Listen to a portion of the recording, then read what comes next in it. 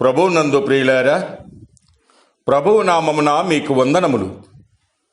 ఈరోజు దేవుని యొక్క వాక్య ధ్యానము దినవృత్తాంతంలో 2వ గ్రంథము 34వ అధ్యాయము 22వ వచనము.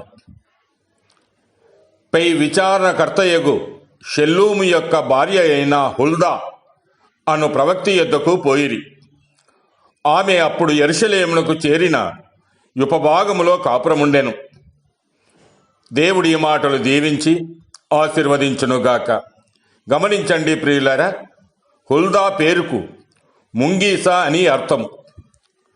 హుల్దా ప్రవక్తి. ఇజ్రాయేలు ప్రజలు యెహోవా దేవుని విసర్జించి విగ్రహారాధికులై పాపంలో జీవిస్తూ ఉండగా దేవుడు హుల్దా ప్రవక్తి ద్వారా ఇజ్రాయేలు ప్రజలను పాపం నుండి విడిపించాడు. వారు నిజదేవుని వైపు తిరిగి ఆయనను ఆరాధించారు. అయితే ఈ సమయంలో హుల్దా గురించి మనం ఆలోచన చేస్తే, మొదటగా హుల్దా గృహిణి.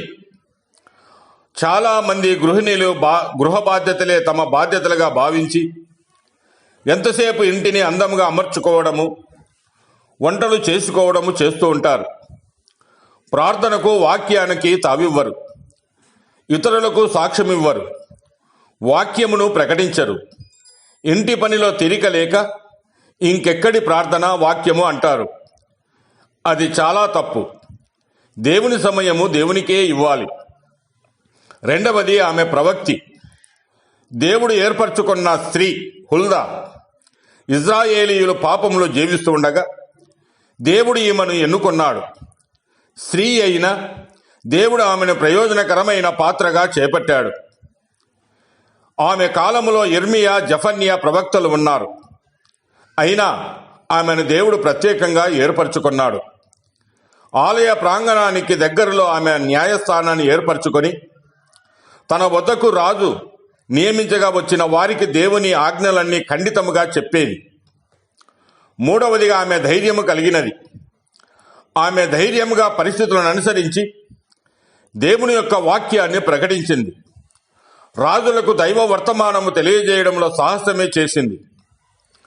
ఇజ్రాయేలు ప్రజలు చెడిపోయారని, వారి మీదికి దేవుడు శాపాలు పంపుతాడని ప్రకటించింది.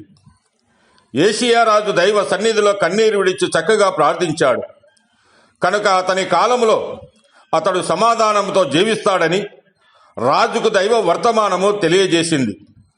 మరి ప్రియులారా, నీకు తెలిసిన దైవవాక్యము, రక్షణ సువార్త ధైర్యంగా ప్రకటించగలుగుతూ ఉన్నావా? లోకానికి భయపడుతూ ఉన్నావా?